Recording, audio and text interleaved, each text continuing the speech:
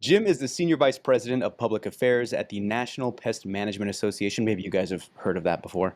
I don't know. Maybe not. Yeah. He's also the Executive Director of the Professional Pest Management Alliance, or the PPMA, whose mission is to promote, protect, and defend the professional pest control industry. And then in 2010, I made the move to NPMA. And up to that point, I was aware of NPMA, and I'd been to Pest World. I'd been to the convention before, but I really, didn't know about all the amazing resources that NPMA has and the work they do. And so I'm like super passionate about it now because I think it's one of the best resources that small businesses in the pest control industry have to kind of, getting over that hump and taking that next step. I would encourage you to, the listeners to check out npmapestworld.org. That's the NPMA website, and you're going to be able to find out not only how to join there, but also, some of these amazing resources that we have. And as I went through the industry, I started realizing that the NPMA is PCOs looking out for PCOs, Yep. right? And in creating not only the environment, but the resources for those PCOs to connect and grow and develop into what you're talking about, those future leaders within the pest control organization. Welcome to the Bug Bucks Podcast, a podcast designed to turn you into a bug money millionaire. This episode is brought to you by Bug Bucks Plus, the #1 training and education platform designed to help you build and scale your pest control company. I'm your host, Eric Bassett, and of course, right next to me, as usual, the one and only Jay Klaus. What's up, dude? What's up, Eric and my fellow Bug Bucksers? I like how you say I'm the one and only. I want to Yeah. give you your credit. Yeah. Credit where credit's due, man. You You are know the what? one and only Jay Klaus. I appreciate that. Actually, you know what? You know when you do have you ever Googled how many? How of many me? Jay Klauses are there? Yeah. I actually did that one time because there's no like the Klaus spelled our way. Mm-hmm. Our line is like really short. Oh, But I did. I interesting. Googled how many Jake Klauses are there, Uh-huh. and there's me and a Jake Klaus in St. Louis. Really? Yeah, and get this, he's about my same age, and when he was young, I looked up his Facebook thing. Mm-hmm. Actually, he's about 15 years younger than me, but he was all into skateboarding and punk rock. He was like a punk, and I was like, "What? Wow. What are the odds?" How crazy. Yeah, it's like, was that a doppelganger? Yeah, Was that a dude, that's what it doppelganger? is. And Yeah. and he's into the same stuff. That's crazy. Yeah, isn't that wild? Dude, there's a lot of Eric Bassetts. Unfortunately, that's a very common. But you English are the name. one the, and the one only and only. Eric Bassett. I've always Yeah. wanted to create a Facebook group that's like the Eric Bassets, and just find all the Eric Bassets on Facebook and just collaborate. Where it's like, listen, like I'm the Eric Bassett that's good at this. Like, what are you guys good at? Yeah, you know what? Ironically, they're all going to be football playing, weightlifting, Whiteboard loving. and they all have their own podcasts in their own separate. Oh, that'd be so good. Yeah. So good. Yeah. Okay. Well, I'm pumped about our guest today. Yes. Like seriously pumped. Very pumped. You guys are going to love him. Crazy amounts of good information we're going to have in this episode. Yep. So Turn up the volume. turn up the volume, grab a pen, pad of Yep. paper, Yep. right? This is going to be a good one. Put your B&G down. Yep. Before we actually bring them on, of course, as always, want to remind everybody listening, the best way to receive new episodes is by subscribing to our show on your preferred podcast platform like Apple, YouTube, Audible, or Spotify. If you love the show, please leave us a rating and a review. Make sure to check out our Facebook group, Bug Bucks Plus. That's BUGBUX Plus. We've got over 4,200 other pest control owners in that group waiting to connect with you and share their thoughts. It's also the best way for you to share your feedback on our show and have your questions highlighted and discussed here on the podcast. So make sure you find us on Facebook and join the group. And hit subscribe. And hit subscribe. Subscribe, baby. All right. Without further ado, the guest that we have today is Jim Fredericks. Well, Dr. Jim Dr. Fredericks. Jim, But right? Don't call him doctor. You will only go by Jim. Yeah. Jim is the Senior Vice President of Public Affairs at the National Pest Management Association. Maybe you guys have heard of that before. I don't know. You Maybe, fill maybe me in, not. yeah. He's also the Executive Director of the Professional Pest Management Alliance, or the PPMA, whose mission is to promote, protect, and defend the professional pest control industry. Jim has been with the NPMA since 2010. Prior to that, he spent nearly a dozen years as technical director with a large regional pest control firm serving the Mid-Atlantic states. Jim, welcome to the show. How you doing, man? Hey, I'm doing great. Thanks for having me on. This is really really going to be a treat for me. Well, I Yeah. think it's gonna be a treat for us and Yeah. all of our listeners too. I mean, this is cool. And I just want to explore like the Jake and Eric multiverse with all these other folks out there with your names and all the trouble we could get into. I know, right? We should do it. Yeah. You know what? I wonder how many Jim Fredericks there are. You There know might what? be some. I suspect there's a couple out to Google myself. Oh, Yeah. that's a Facebook group that's too powerful. We can't do it. Yeah. Don't unleash that. That's opening a portal. I don't Yeah. think we'll want to do that. Yeah, if we put too many Jim Fredericks in the Well, same place at the same time, then black holes emerge. Yeah. Well, and- there's only one Dr. Jim Fredericks. yes. I'm sure. Yeah. I'm the only one that I know. Okay. you're the only one that matters. Yeah. So Yeah. Well, this is really cool. So we first met. I mean, we've heard the name Dr. Jim Yes. Fredericks a lot, right? And I think actually the first time I saw you speak was at a regional pest conference Mhm. up in, let's see, this was like in August or September. It was like Puyallup or Tacoma or something like that. Yeah. You Yeah. spoke there, and then we actually sat down and we had lunch with with Jim at our Hood River conference just this last year, and it was really cool. I mean, we just sat and we chatted for an hour or so, and we became fast friends. Yeah, Yeah, for sure.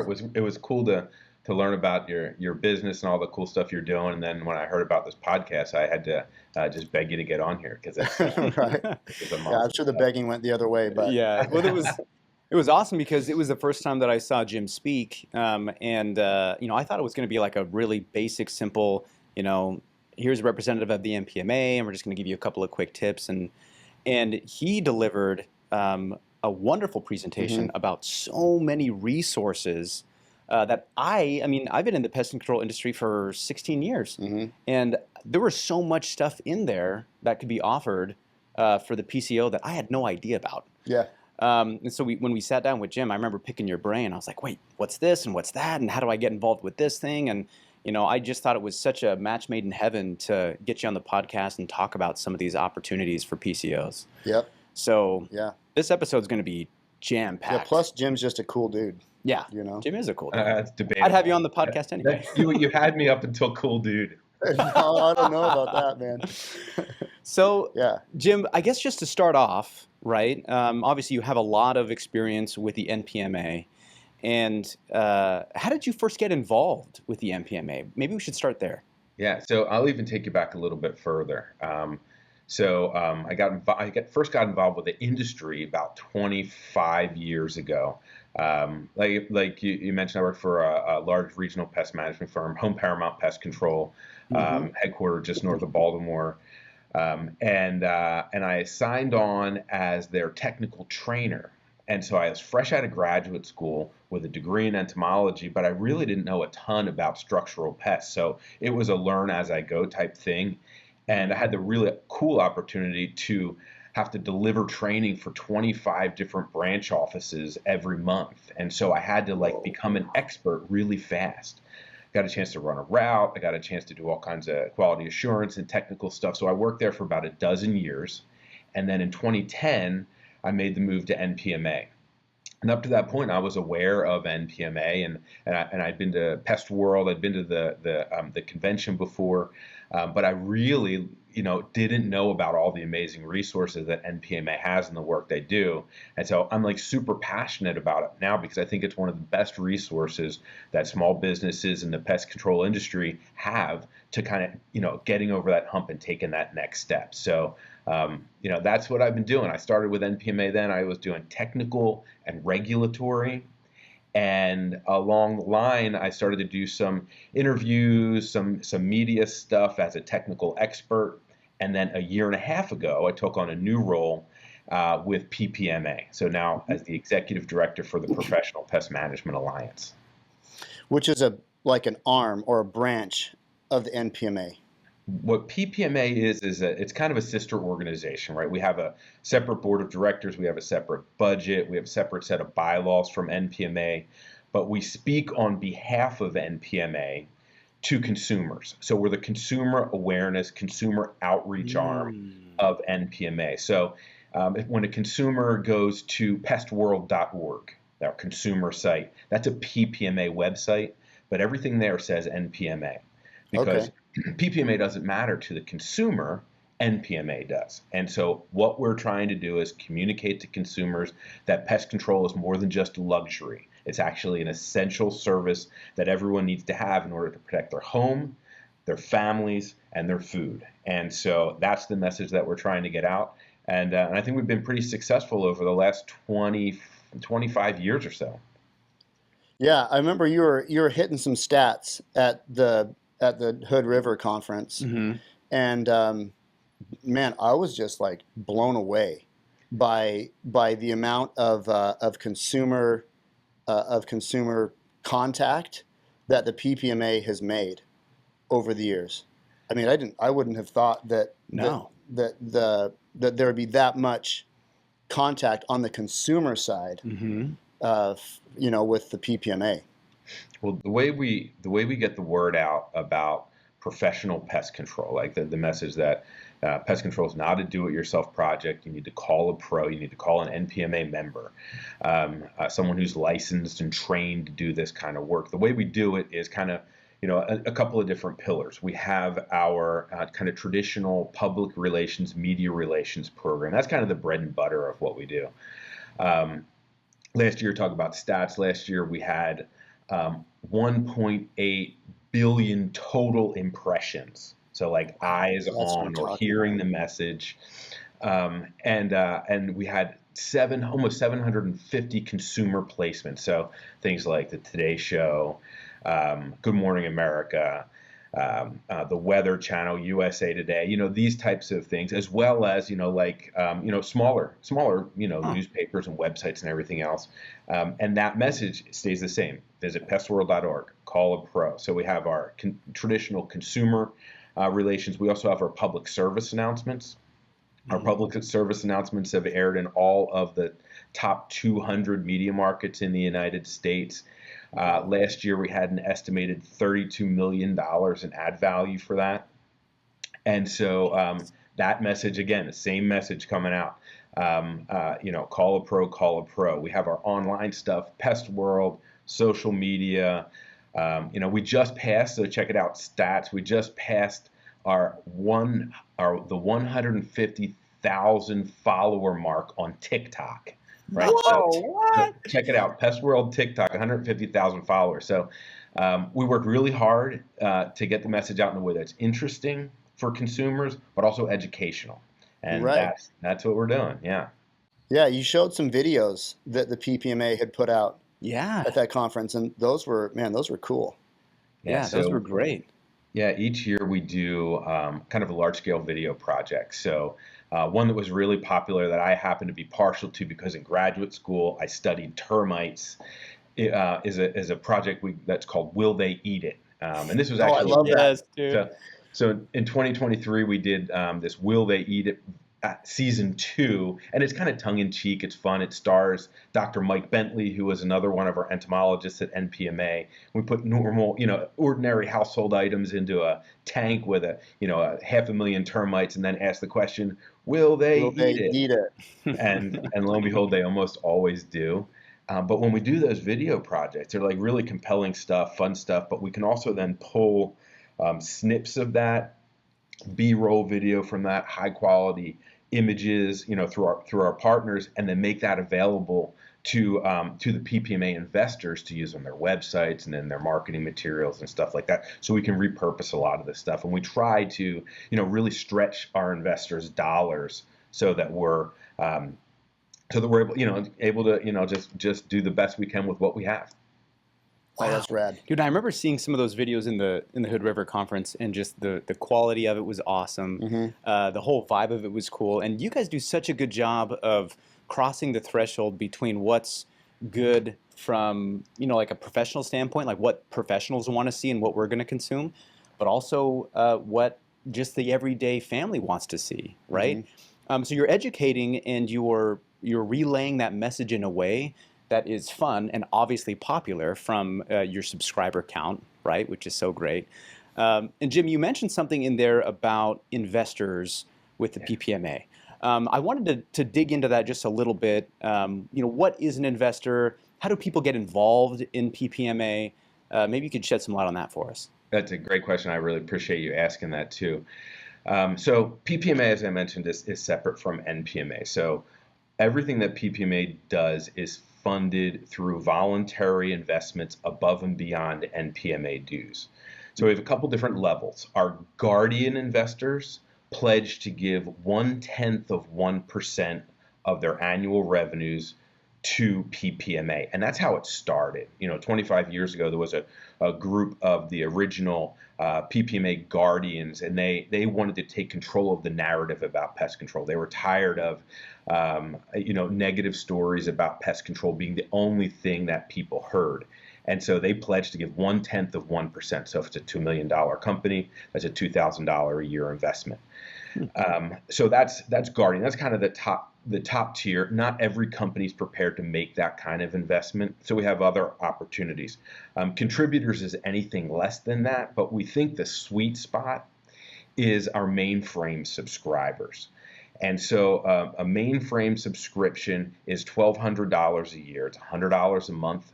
And what that gets you is all of those resources. So all that B-roll, all the high quality images, sample press releases, and sample social media content to post. All of the research, the consumer research that we do, we make that available at that entry level position. Wow. Yeah, that's awesome. So and you're talking about all these high level images and B-roll footage, videos, all these things. We're talking about companies being able to actually utilize that as part of their social media campaigns and information that they put out to the public? Yeah. So, one of the challenges I think sometimes that companies have is, they want to put together a professional website. And it's really easy to go out and, spend a whole lot of money on images that aren't quite right. Right. So it's like, and you see some websites that look this way, it's like it's somebody, spraying some kind of a pesticide, but it doesn't quite look like pest control the way we know it. And so we have some of that. We also have all the, we have almost all the pests in high resolution. And so what our investor, if you're an investor, you can use that. You own it. You bought it. You paid for it. Wow. And you can use it on your website, use it in brochures, flyers, marketing materials, e-blasts, whatever it is. It's yours to use.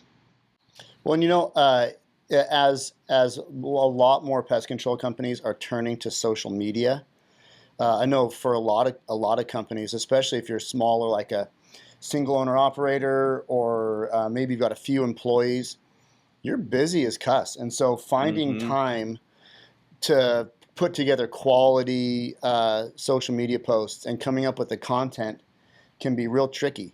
And so it sounds like they could use Mainframe to draw in content that then makes it easier to put out professional, awesome looking social media content. Is that kind of part of the idea also? That's for sure. Like, we want everybody to share and repost the pest world content that's out there. But then above and beyond that, each month, we send out, to all of our Mainframe subscribers, make it available on the site, sample social media posts. So, 4 or 6, Facebook, Twitter, Pinterest, even posts that you can put out there that you can use and you customize it. So you make it your own, but you don't have to think it through so much, right? So maybe it's a link back to the Pest World site, or it's a link back to your site, but it talks about whatever happens to be pertinent, whatever happens to be hot, whatever happens to be like the pest that you ought to be paying attention to this time of year. We just write that content for you. And so, you can either just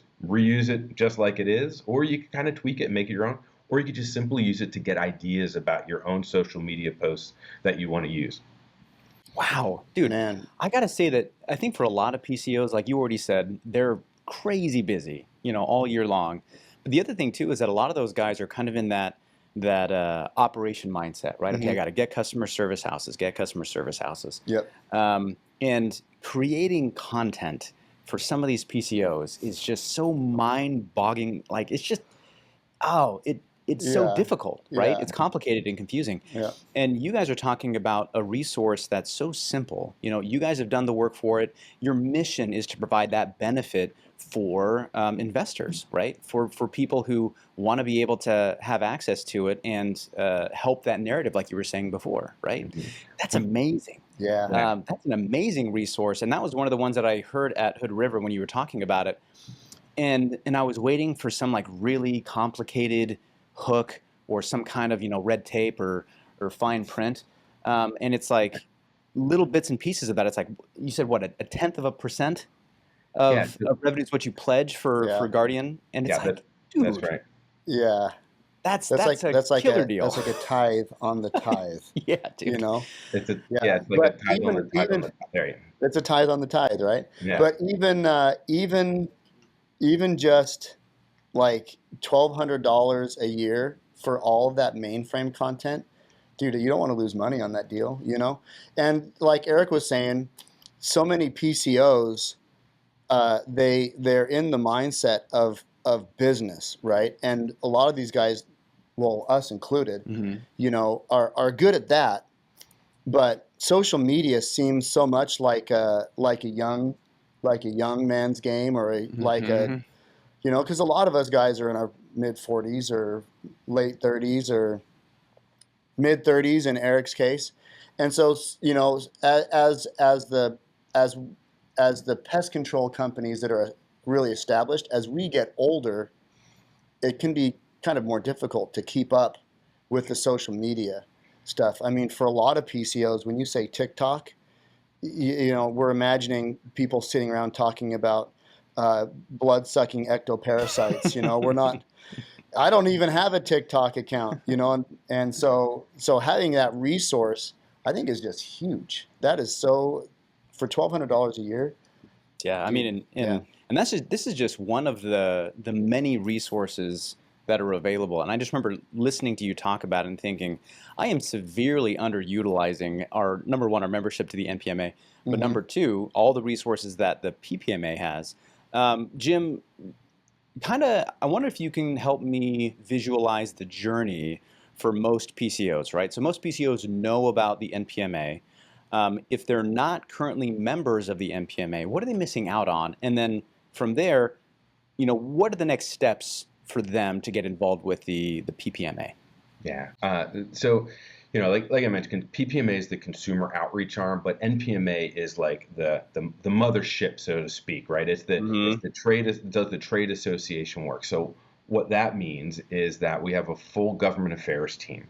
That government affairs team is representing the entire industry, whether you're a member or not, on Capitol Hill in Washington, D.C.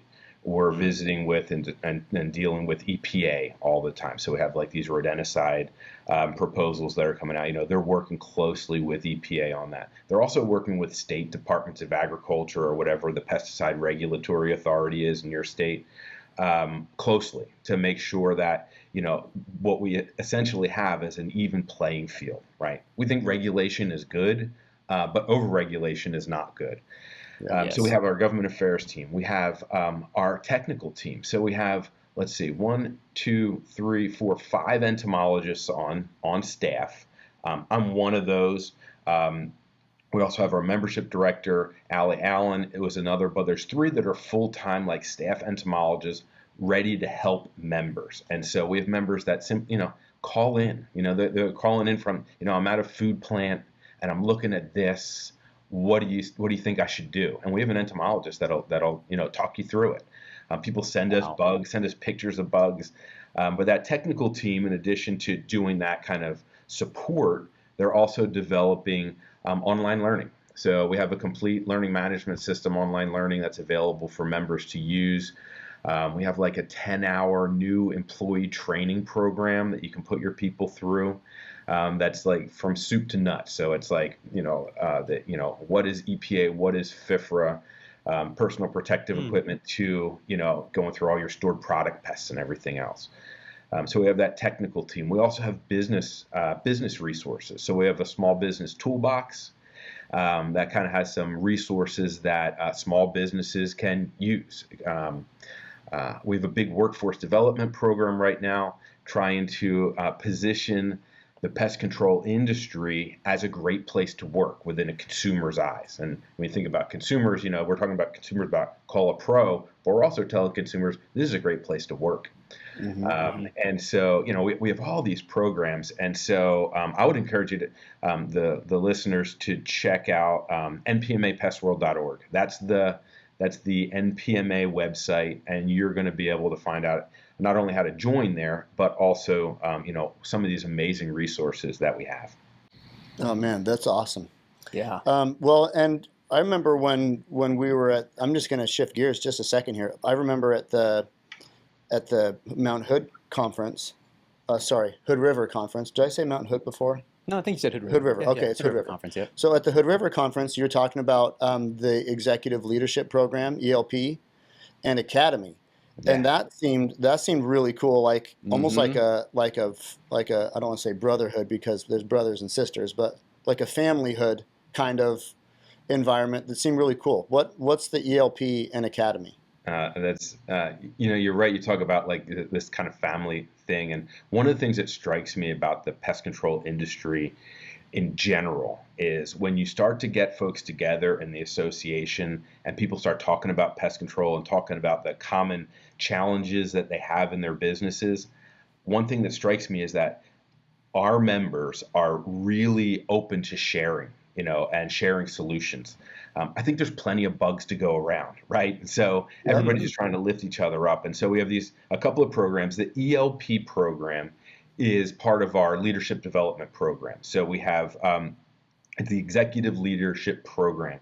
And what we do is we have applicants apply to the program, and then it's over the course of 2 years, you get introduced to NPMA at a really in-depth level. And the idea is to identify and then engage the next generations of leaders. Now, the leaders at NPMA, but also the leaders in the state associations. So we want to make sure that the resources of NPMA are made available to as many people as possible, and that ELP has been part of it. So as part of that, you come to NPMA meetings, you get involved in NPMA committees, and so that's the ELP program. We have another program that's part of that leadership development that's called Leader Launch. And that's another group that is, and that's designed to identify the next generation, like the next step from ELP for like the NPMA board or future NPMA leadership. Oh, I see. And that they spend time not only on some of those business development topics that ELP might do, but then also some leadership. And so we actually have a leadership coach that works with them as part of their process to kind of help them not only understand NPMA, which they're usually already pretty aware of, but also like what does association leadership look like. Now, the other thing you asked about was Academy.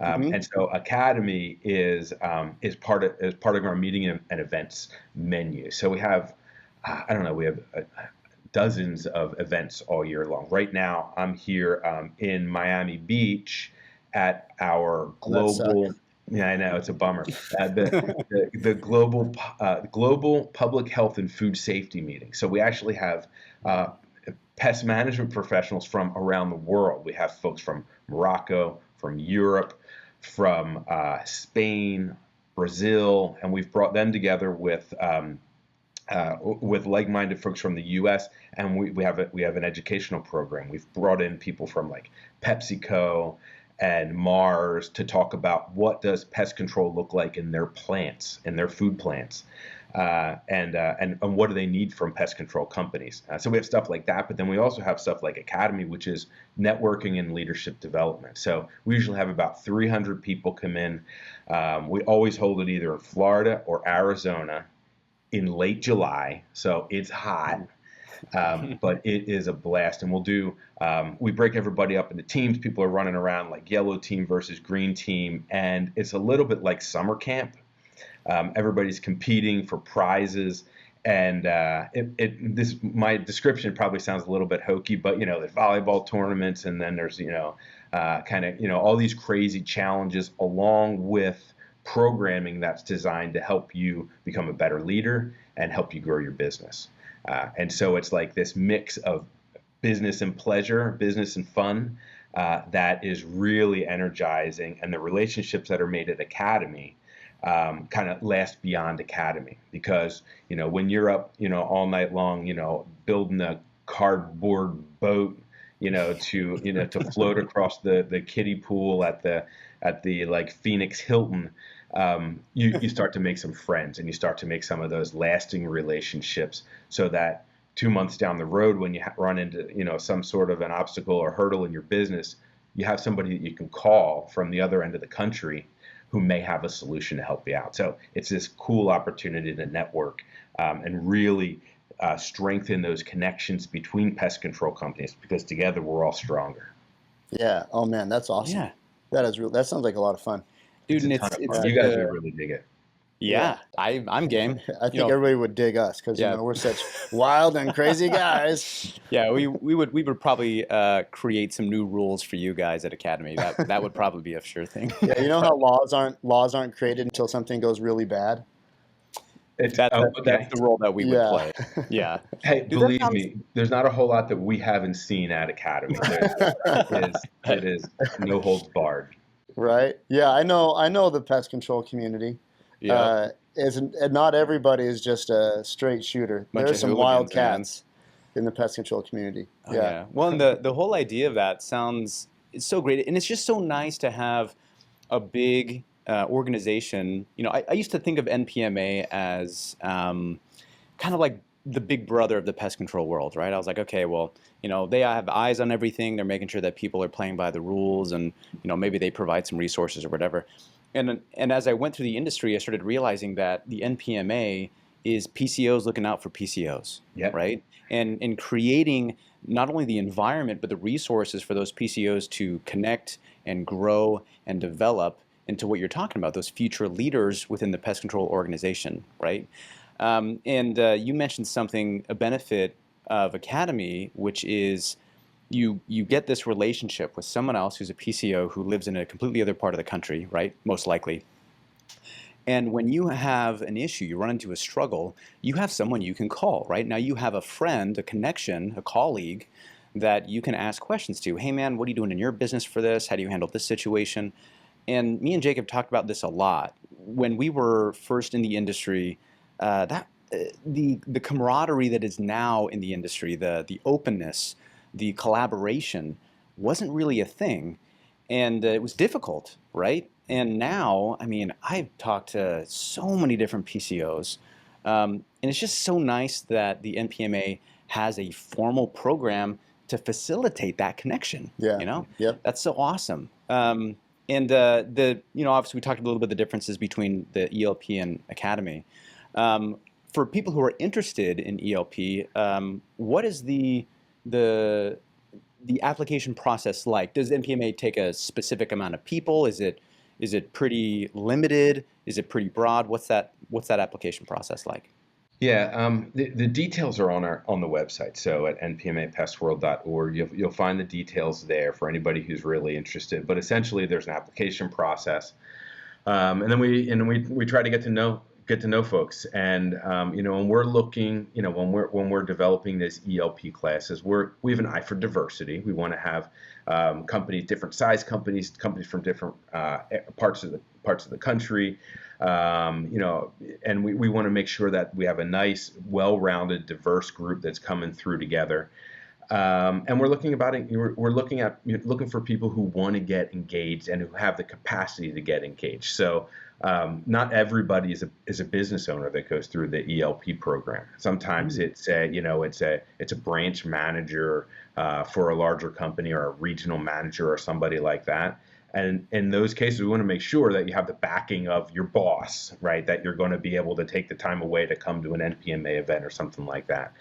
But there's a little bit of a process to it, and it is limited. Each year that number changes just a little bit, but we're looking for folks who want to get engaged, for folks who want to make a difference and who want to be involved in building the association and bringing as many people into the association as possible. Gotcha. So it seems like ELP is, obviously really targeted to people that are going to be focusing on getting involved in leadership and positions kind of stateside and also in the NPMA, right? Yeah. And then Academy seems like it's specifically targeted to, I mean, all types of leadership and organizational growth kind of within their own specific organizations and connection and that kind of a thing. Is part of the idea? Oh, sorry, I cut you off. No, you're good. That's perfect. Yeah. Are you sure? Yeah. I feel like you're right in the middle. No, you intuitively got me right at the end of the sentence. Oh, okay. All right, good. Well, okay. Yeah. So I have a tendency of jumping in. So is kind of the idea behind Academy and ELP, and maybe you said this before, but is kind of the idea that you're building leaders that then can come back to their state associations, and there's decisions are being made on a state level, and bring that experience and that leadership into their own states and their own markets to positively affect the image of pest control and and the progress of pest control on a local level. Is that part of the idea? Yes, I think it's definitely part of the idea. The state associations and NPMA kind of work hand in hand, right? Mm-hmm. And so I encourage everybody, if you're not involved with your state association, you should be. Right. There and state associations. Some people, are a little bit confused about it. The state associations aren't like little NPMA chapters or anything like that. They are their own thing. They are their own associations, their own organizations. We do have agreements with many of the state associations. It's called a joint membership agreement. Yep. So if someone wants to join NPMA, you also join, the Utah Association, or you also join the Maryland Association, or whatever it happens to be. Yeah. And vice versa, because we feel like there's so much to be gained from NPMA, and NPMA actually complements the stuff that's happened locally. So locally, you're meeting up with folks that have common issues that are in that particular area. Oftentimes, those state associations are working directly with the state departments of agriculture on specific things. But NPMA, I think it's like a complement. There's some overlap, but really it complements one another. So all of these programs are designed to get everybody engaged at every level. Yeah, that's great. And Washington State has a joint partnership, right? So I sit on the education committee for the WSPMA, and it's cool because I'm helping to put together a lot of the Washington State WSPMA stuff happens kind of like more north, in like Seattle, Tacoma area, and then on the east side of the state, like Spokane and those areas.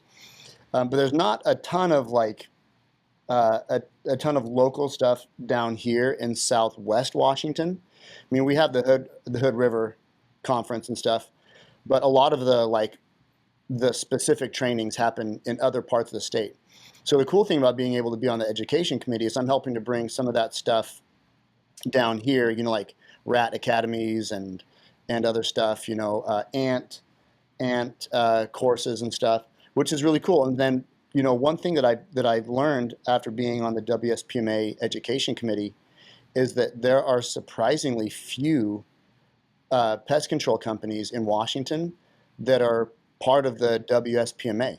Yeah. And to me, I thought it was crazy. Like if you're if you're a PCO in Washington State or any state, like why wouldn't you be a member of your state association? Yeah.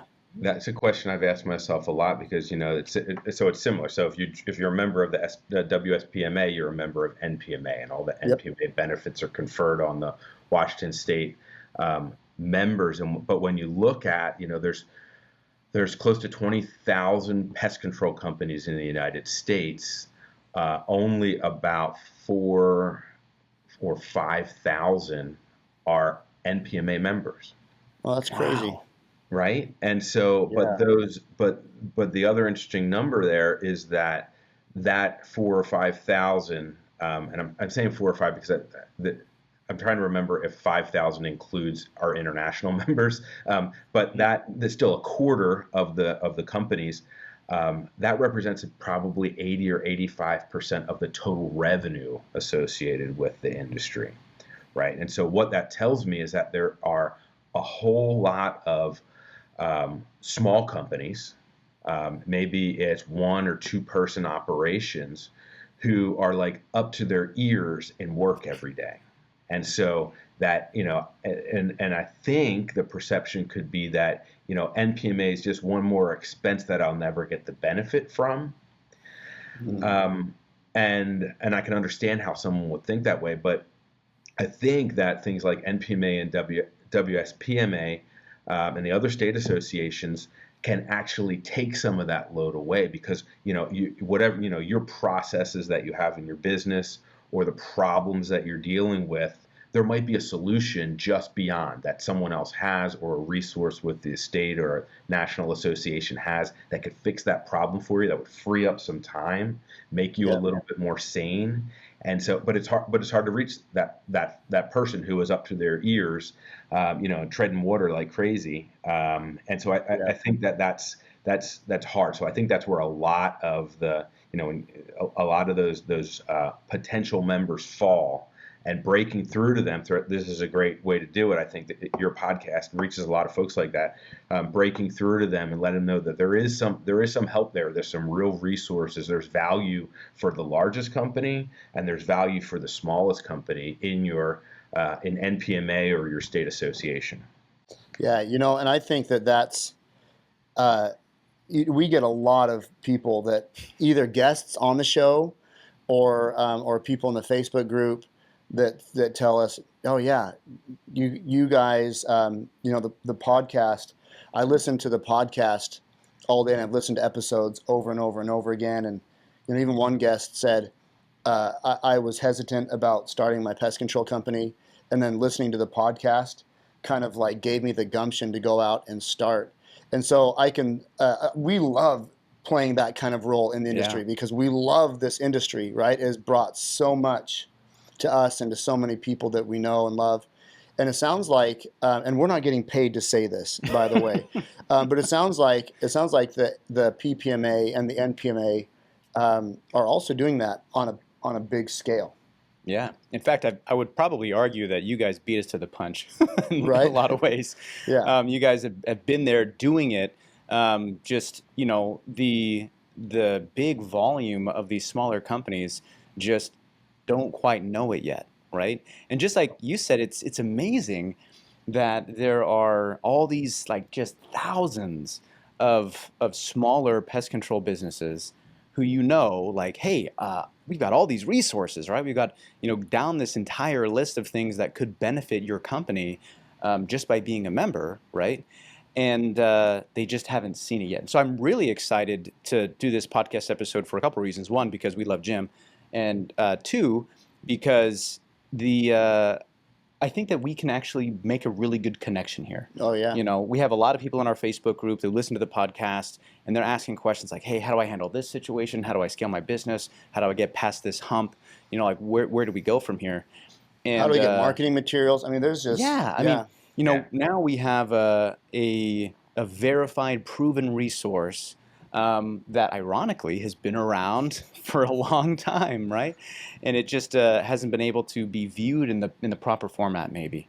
And so I love that we're shedding this light on the NPMA and all of its resources, and PPMA, and just the impact that you guys are having on the industry. I think that's amazing. Yeah, and we're almost out of time. I want to shift gears just for 1 second. Yeah. So the other thing that we were going to ask about, and I'm sure we're going to have to bring this up. We're obviously going to have Jim on the show again, because this has been an incredibly informative and I think helpful and important discussion for PCOs. So next time, let's start out by talking about Quality Pro. Because there have been there's been a lot of discussion, a lot of chatter about Quality Pro. In fact, I'm one of those chatterers that wants to know more about Quality Pro and how to get. In fact, I think that's one of the things we talked about when we were having lunch together. But so let's stick a pin in that one and circle back. Right, we'll circle back to that one. I love all these buzzwords. This is good. Right. Well, I think that's not mine. That's what was her name? The president's press secretary. Yeah, right. She couldn't answer any single question, so she had to circle back to everything. Well, we'll put a pin in it. We'll circle back and do a deep dive. All right. Yeah, There you go. Yeah. Well, and before, we do have just a couple of minutes, and Jim, you don't have to dive too far into the details here, but can you give us kind of your quick elevator pitch on Quality Pro, just for the guys listening, a little bit of a teaser for the next time we have you on? Yeah. So Quality Pro, the tagline is the mark of excellence in pest control. There are a lot of companies out there that are doing amazing work, that are doing top-notch pest control because they're good at it, right? Mm-hmm. But what Quality Pro can bring to a company are the resources and the incentive to bring your company up to those levels. So to make sure that you have, that all your hiring practices are in compliance with the state laws, and the kind of best practices for hiring, best practices for doing background checks and drug testing, and kind of bringing all that stuff up to meet the level of your service at the same time. So there's, it's not like a test. Well, there is a test associated with technicians and making sure you're doing quality or have the quality knowledge, but it isn't like a test of a company. The idea is to bring companies up to the standard that is above kind of the minimum standard for entry, because we all know the barrier to entry to pest control is not that great, right? I mean, if you can, you can figure out how to find some customers, and you can afford a little bit of equipment, and you got a truck, you're good to go. I mean, you don't even need a truck really, depending on where you are. But what this does is it kind of helps to make people aware of best practices for your business, and then elevating your company up to those standards. And that's what Quality Pro is all about. Oh, love it. Awesome. Dude. Okay, yeah, I think that there's enough to unpack there that could just be the first half of the next episode we do with you. Yeah, and there's so much good stuff here that we could come back to and talk about. Jim, this has been great. And I know that there's going to be some people listening and thinking, man, I would love more information. You've mentioned pestworld.org. What are the other social media handles you would love for people to follow in order to kind of see what you guys are doing out in the world? Mm-hmm.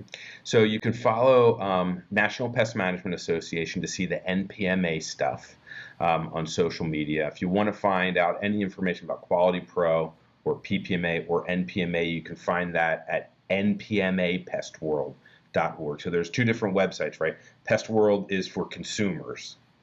NPMA Pest World is the Inside the Family website. And there you can right at the top of the page, you can click on PPMA, you can click on Quality Pro and learn about some of these kind of sister organizations, these affiliate organizations. If you want to follow and share with your customers the PPMA consumer stuff, that's all at Pest World. So TikTok, Facebook, Twitter, X, Pinterest. The exception would be Instagram. We're at Pest World Official, because the people at like the Pet Association accidentally typed in Pest World instead of Pet World, and so we're still battling to get that, to wrestle it back from them. They don't use it. It's like dormant, but we just can't get it back. But man, those are all places you can find out about it. For Mainframe, you can find out about that through the NPMA website, but also if you visit ppmamainframe.org, you can find out information there as well.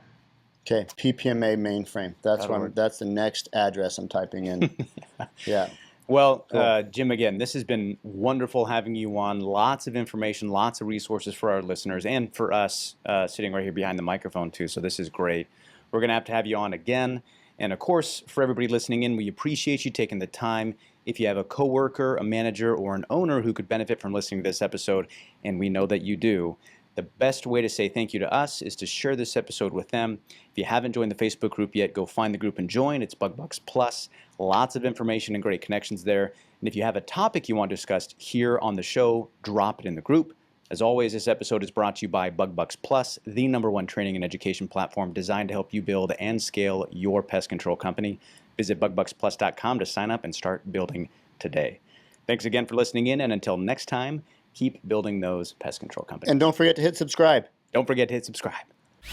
You're listening to the Bug Bucks Podcast, hosted by Eric Bassett and Jake Klaus.